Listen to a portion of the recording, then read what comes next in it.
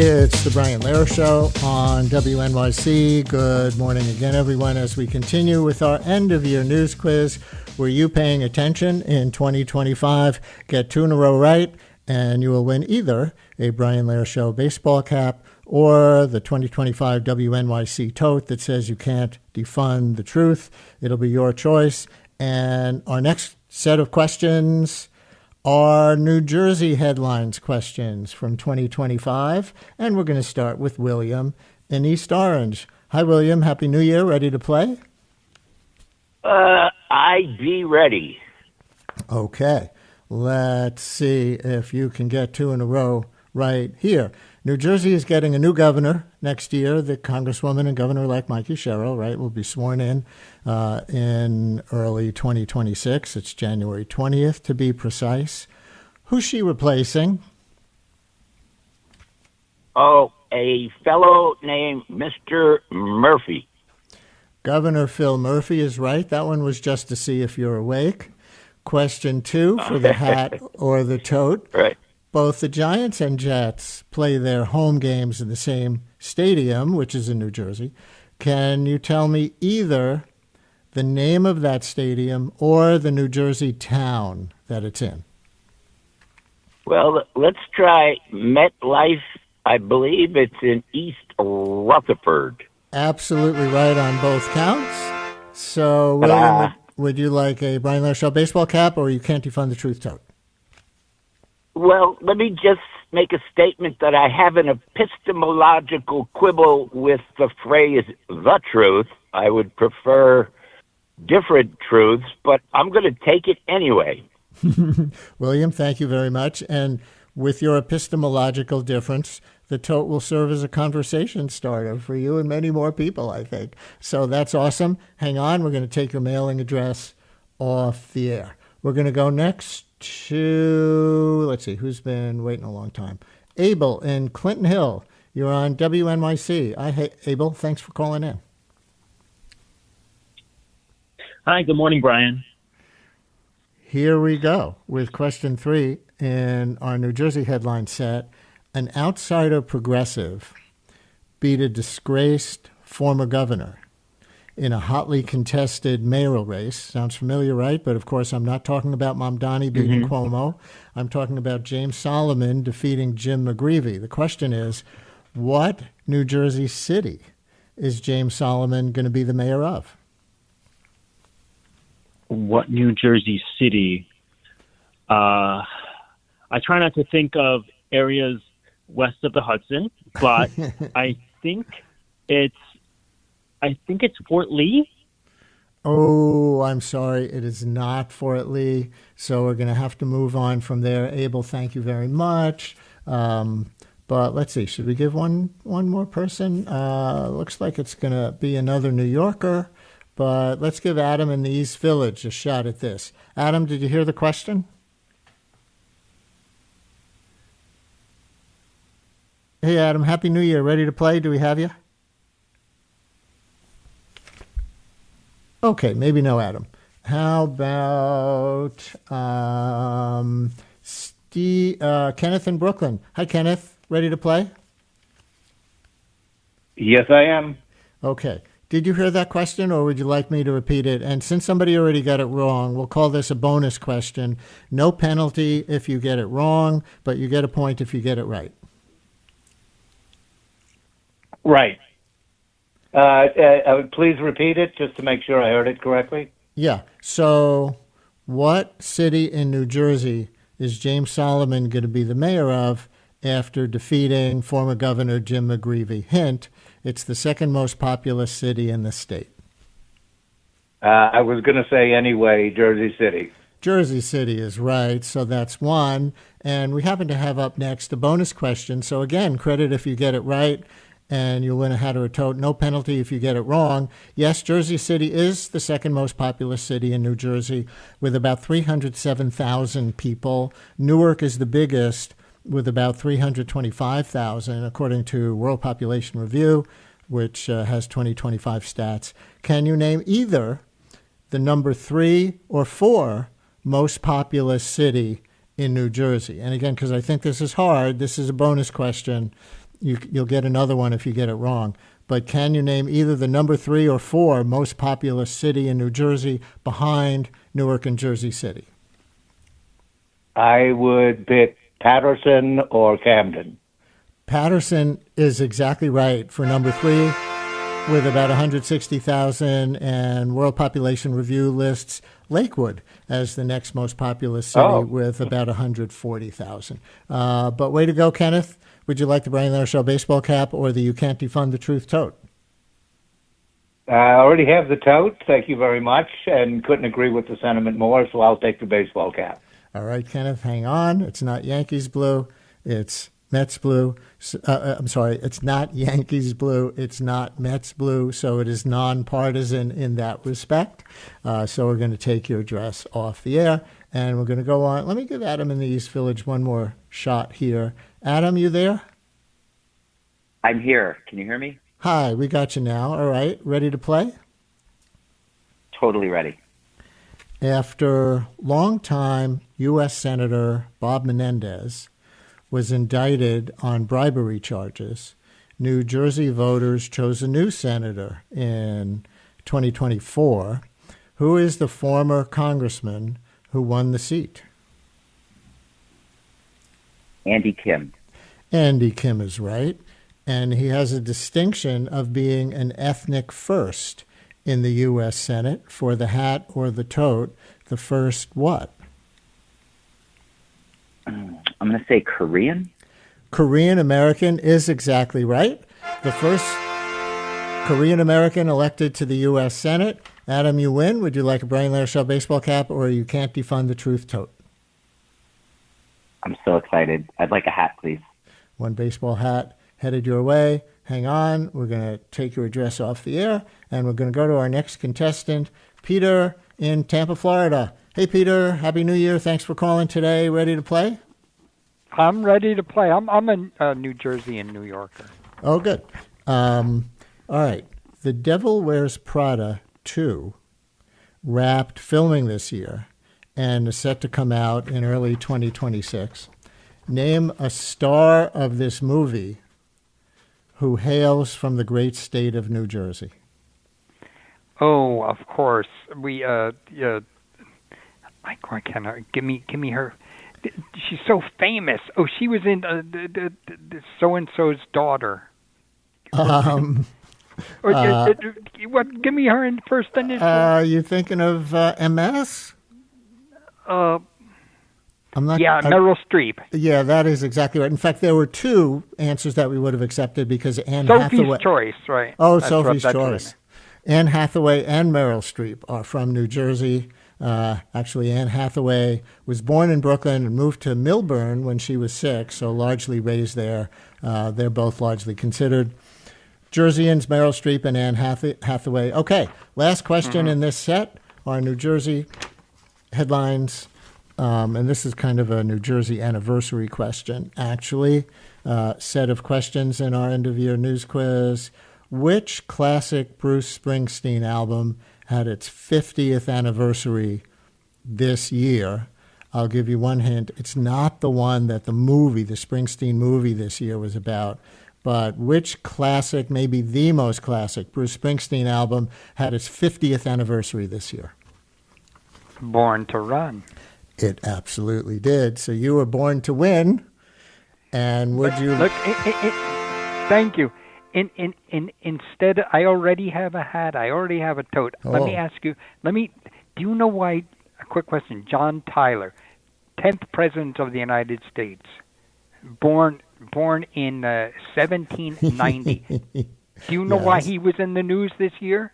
I actually don't. You tell me. His grandson died.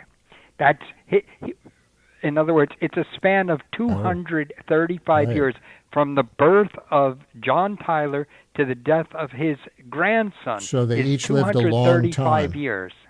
Yes, no one will ever replicate that. Harrison Tyler, born. It happened in Virginia. Note it down. It's quite That's a a good phenomenon. one. Tippy Canoe and Tyler, too. 235 years. Thank you, Peter. You can write our next news quiz, or maybe you'll write our next history quiz. Hang on, Peter, and we'll take your address, and you can tell our screener which you would like to get. All right? That ends that section of our news quiz. More to come. Stay with us.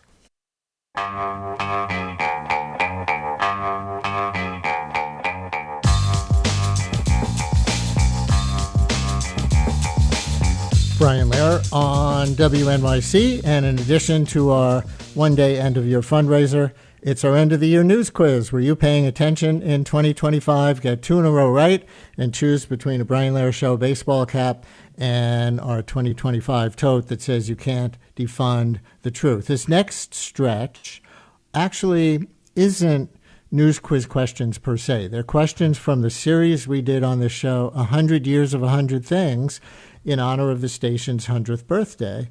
But all the questions were about news or newsmakers of their day and with connections to today in many cases. So we thought some of these would be fun to include in our end-of-year news quiz, 100 Years of 100 Things series history questions. And it'd still get 2 in a row right and win a Brian Lehrer Show baseball cap or a You Can't Defund the Truth tote. So Sophia in Brooklyn, ready to play? Hi, Sophia. Happy New Year. Hi, Happy New Year. I'm a long-time listener. I've been listening since the show started, so very excited to be on. So maybe you know a bit of history this deep. What proposed constitutional amendment was first introduced in 1923, we haven't been on that long, and adopted by Congress in 1972, this potential constitutional amendment, and may or may not have the requisite number of state approvals to be considered ratified? Ooh, that should be, my mom's going to kill me if I get this wrong, the Equal Rights Amendment? Absolutely. The Equal Rights Amendment, as the official U.S. National Archives states the origin story, 3 years after the ratification of the 19th Amendment, which gave women the right to vote, right, 1920, the Equal Rights Amendment was initially proposed in Congress in 1923 in an effort to secure full equality for women. It seeks to end the legal distinctions between men and women in terms of divorce, property, employment, and other matters. And on the current controversy, it's disputed whether the recent votes to approve it, Nevada in 2017, Illinois in 2018, Virginia in 2020, count, since that happened after a deadline that was set by Congress decades ago. All right, question 2, for the hat or the tote. Our Ask the Mayor series on this show is hardly the first time a New York City mayor appeared on WNYC. What New York City mayor is this reading a Dick Tracy comic strip on the station? And the picture shows a hand of Breathless. She's got hold of that iron pot. Remember the iron pot she took from the Van Hoosens? And crash! She crashes it on its head. Could have had a career in showbiz, that mayor. Who was he? Could have had a career in showbiz. Well, I'm just saying that because he read that, the comics so well there. I should know this. Can I get a hint? Maybe he's like the most famous mayor in New York City history before the lifetimes of most people living today. Most people living today. Maybe you saw the Broadway play named after him or flew out of the airport, something like that. Oh my gosh. Yeah, LaGuardia.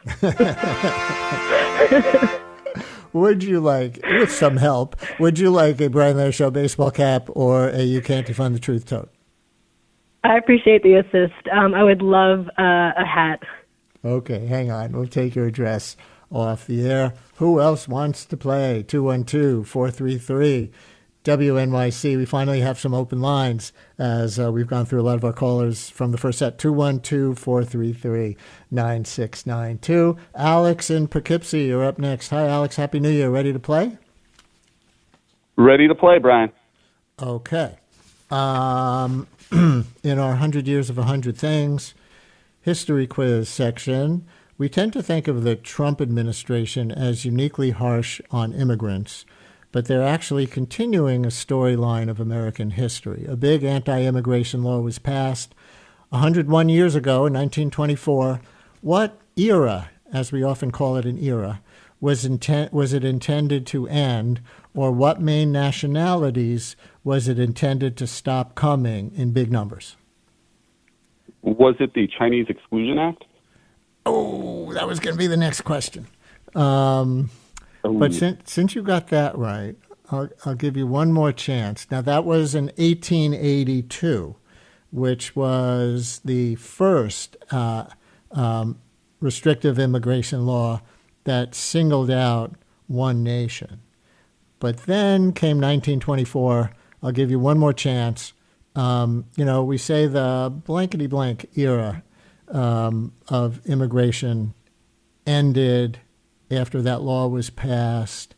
And you can also take a guess at some of the main nationalities that it was intended to stop, who were coming in large numbers up through 1924. Well,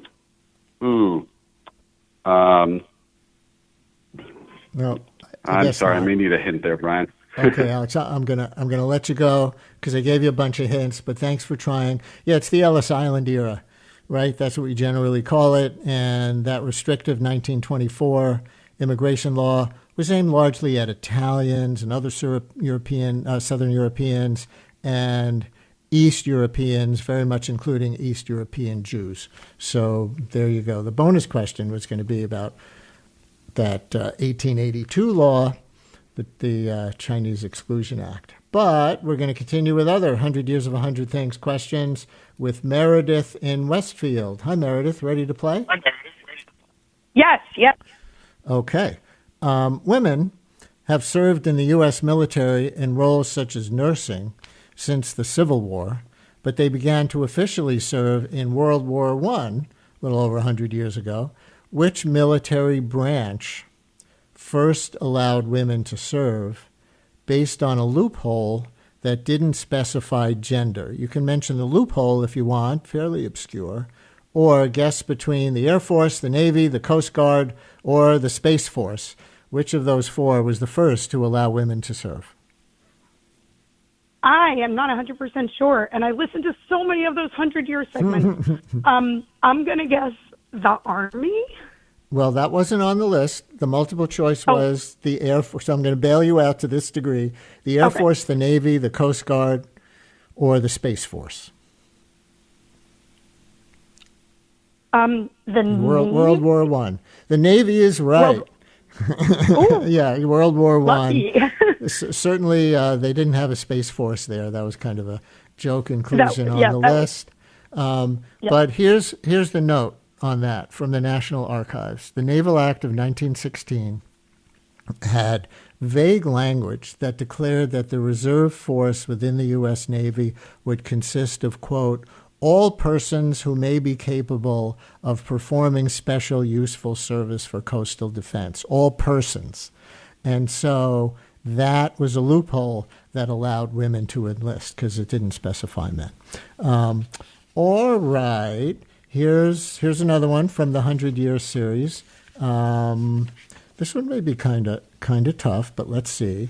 Chicago Society for Human Rights in 1924 was the first gay rights organization in the United States, and it was created by a soldier who was stationed in Europe during World War I, who saw the nascent gay rights movement in which country? So the question is, which European country was ahead of and inspired the gay rights movement in the United States? France, Great Britain, Germany, or Greece?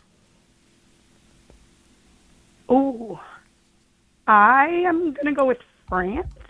Oh, I'm sorry. Thanks for giving it a try. It was Germany. Professor Mark Stein told us on the show a German-American immigrant named Henry Gerber had been in Europe during World War I, came back informed by the nascent European gay movement, gay rights movement, and tried to form an organization in Chicago based on what he saw in Germany. Meredith, thanks for giving it a shot.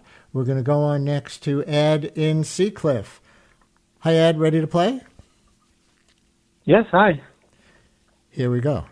From our 100 Years of 100 Things series on causes of death and life expectancy, cancer mortality worldwide has decreased significantly, falling 33% since 1991, in part due to early detection. Now, here's the question. Which of the following routine cancer screenings was invented 100 years ago? Mammograms, colonoscopies, Pap tests, or low-dose CT scans? Mammograms, colonoscopies, Pap test, or low-dose CT scans. One of those was invented 100 years ago and made a big difference in cancer outcomes. I'm going to guess colonoscopy. It was the Pap test, unfortunately. Oh. So, Ed, thanks for giving it a try. Okay, that was tough. We had a couple of tough ones in a row. Maybe we're going to go to an easier, at least a funner one next with Stephen in Westchester. Stephen, you're on WNYC. Happy New Year. Ready to play? I'm ready to play, Brian. Imagine the year is 1925, 100 years ago, and you're in Brooklyn looking over to the Manhattan skyline. Which of the following buildings would have been missing from your view on the skyline 100 years ago? Only one of these was not yet built in 1925. The Woolworth Building, the Chrysler Building, MetLife Tower, or the Flatiron Building. Only one of those. I'm going to take MetLife Tower off the list because I'm not sure that it was called that at that time. So maybe it was, but I'm not sure. So I'm going to say Woolworth Building, Chrysler Building, or Flatiron Building. Two of those were up. One of those was not. Which one? The Chrysler Building wasn't up yet. Chrysler Building is right. That was built in 1930. Okay, very good. So for the hat or the tote, this year marked the 100th anniversary of one of the most iconic novels in American literature, and we did a 100-year segment about that novel. Which book was it? Ernest Hemingway's The Sun Also Rises, J.D. Salinger's The Catcher in the Rye, Khalil Gibran's The Prophet, or F. Scott Fitzgerald, The Great Gatsby? The Great Gatsby. It was The Great Gatsby. Way to go, Stephen. Do you want a Brian Lara Show baseball cap or a You Can't Defund the Truth tote? I think I'm going to get another hat. Another hat, one to share with a friend. Great. Hang on. We're going to take your mailing address off the air, and we're going to go next to Gabriel in Mount Vernon. Hey, Gabriel, ready to play? I'm always ready, Brian. Let's go. Gabriel's always ready. All right, let's see if you're ready for this. During our year-long 100-year series, some of the segments celebrated what would have been the 100th birthdays of some famous individual Americans. Our next few questions will ask if you can name a couple of them. Here is a very well-known New Yorker speaking in 1968 who would have been 100 years old.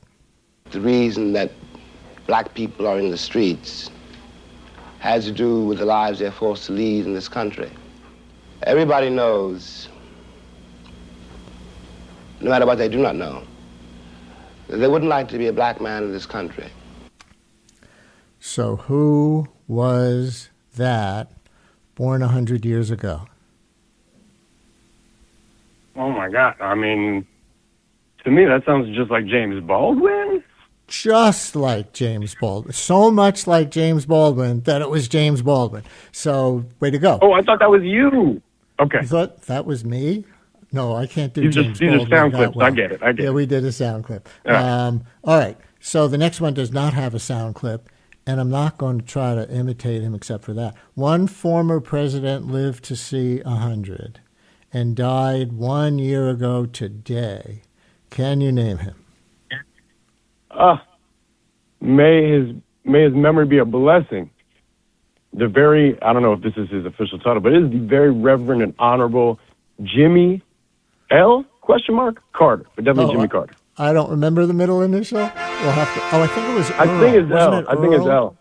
I think the name might have been Earl. Oh, maybe. It sounds like L. Do I still get it? Do I still get it? Oh yeah. He was the best president.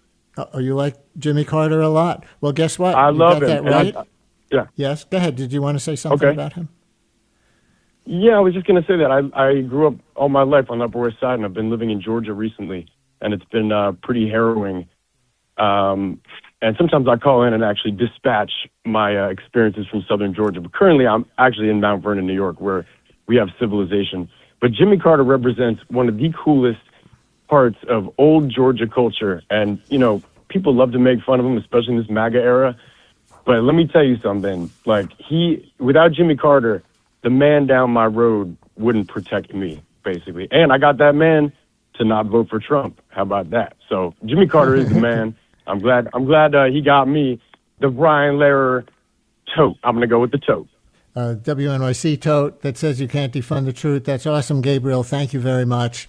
And we appreciate your calls. I didn't realize you were that Gabriel. Yes, I know we get a Gabriel from Georgia once in a while calling in.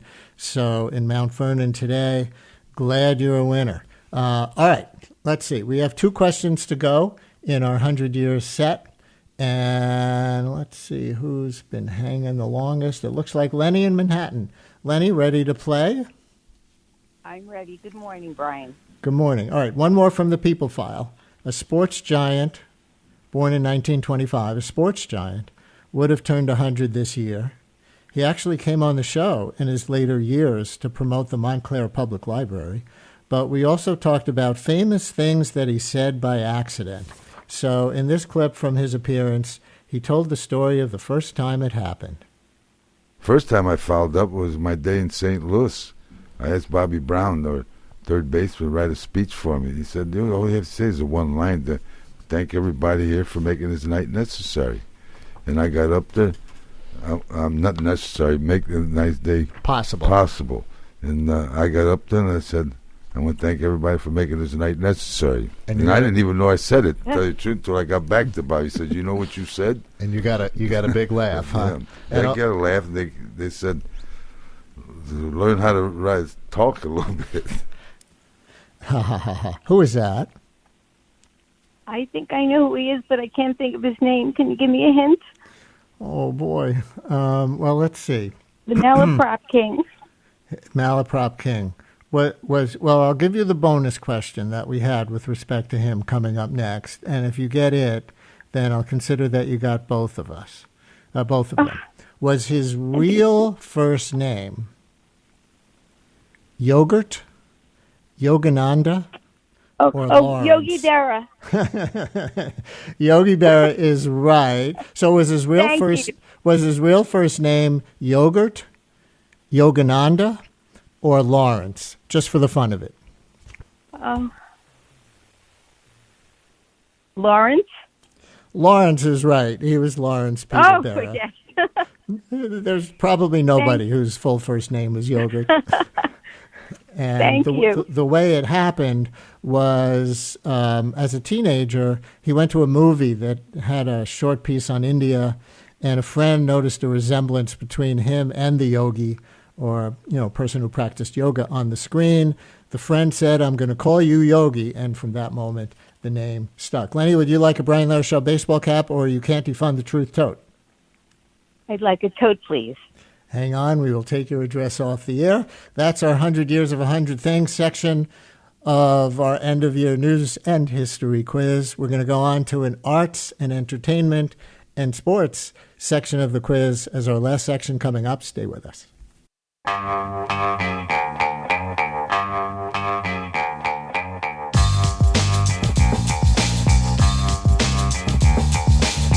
Brian Lehrer on WNYC. All right, let's see how many of these we can get in as we wrap up the end-of-year news quiz. Get 2 in a row right, and you win your choice of a Brian Lehrer Show baseball cap or the You Can't Defund the Truth WNYC tote bag. And by the way, all the thank you gifts available in the membership drive when you donate. But get 2 in a row right, and you win one of those. This is arts, entertainment, and sports. And Jeffrey in Ocean Township, ready to play? Yes, I am. Okay. Question 1. We're going to start with a few sports questions. What do you call it when the Mets and Yankees play against each other? Subway Series. That was to see if you were awake. And then many Mets fans are unhappy that a popular player with the nickname the Polar Bear has signed with the Baltimore Orioles. The polar bear has hit more home runs as a Met than any other player. Who is this departed polar bear? Alonso. Pete Alonso is right. Do you want a hat or a tote? I'd love a hat. Hang on, we're going to take your address off the air. Moving right along, Michael in Montvale in Jersey. You're on WNYC. Hi, Michael. Ready to play? Yes. Okay. The only NFL team that plays in New York is headed for the playoffs. What team is that? Buffalo Bills. Ha, ha, ha. They're the only team that plays in New York because the New York Jets and New York Giants play at MetLife Stadium in New Jersey. All right. So for the hat or the tote, those Jets have had another dismal year, losing way more games than they won, and the misery has been going on for a long time. Within 3 years, how long has it been since the Jets even made the playoffs? 15. 15 is exactly right. So you want the hat or the tote? I am going to take the hat. And Brian, I just want to let you know that today is my birthday. Yes. So you made me very happy. Well, happy and birthday. It's the second time I've actually won on my birthday. So I really how about that? A Less than it was 10 two-time years winner ago. for a December 29th fundraiser. Michael, hang on, we'll take your address. Emily in Ossining, ready to play? I hope so. Okay. Hi, Brian. Hi, Happy Emily. New Year. And same to you. That same Jets and Giants stadium in New Jersey will host a much bigger sporting event than the home team's football games next year. The recent announcement of this coming attraction made sports news around the world. What is coming to MetLife next year? Will it be the soccer, the World Cup? The World Cup is exactly right. Oh my gosh! Here are two questions. Well, here's one question for you if you get it right.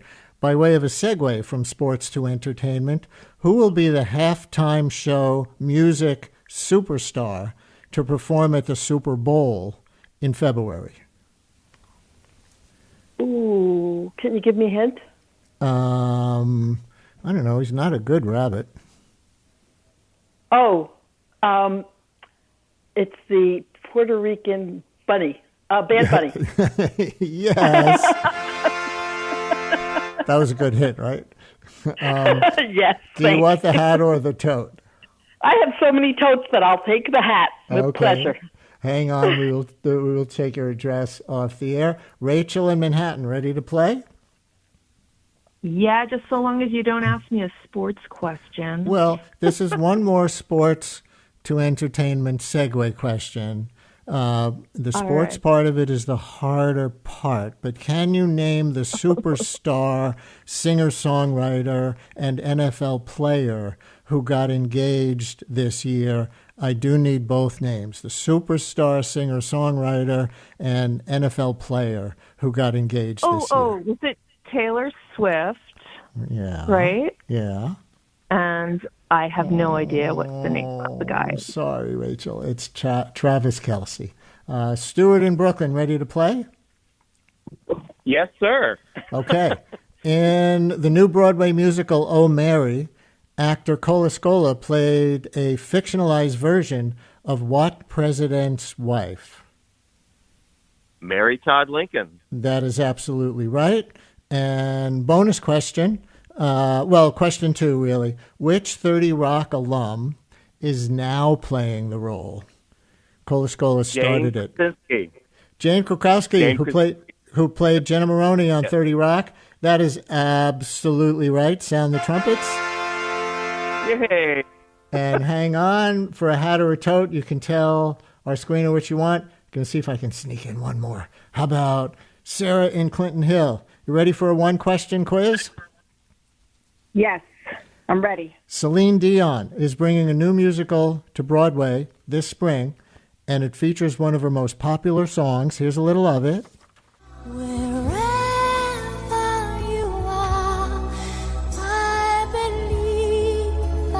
All right. So name the musical. And what movie is it based on? Name either one. No? I'm stumped. Oh, I'm sorry. Sorry. The musical is Titanic after Titanic. All right, we gave away a lot of hats and totes. That was fun. Thanks for playing along, folks. Hope you had fun with our end-of-year news quiz, and that's the Brian Lehrer Show for today. Thanks for all your donations as well, of course. Coming up next, it is All of It, where the new board president of PEN America talks about the future of the fight against censorship and how he thinks about the value of free expression. Plus, the groundbreaking street photographer, Jamel Shabazz, talks about his new book, Prospect Park, Photographs of a Brooklyn Oasis, 1980 to 2025. All coming up on All of It with Allison Stewart right after the latest news here on WNYC.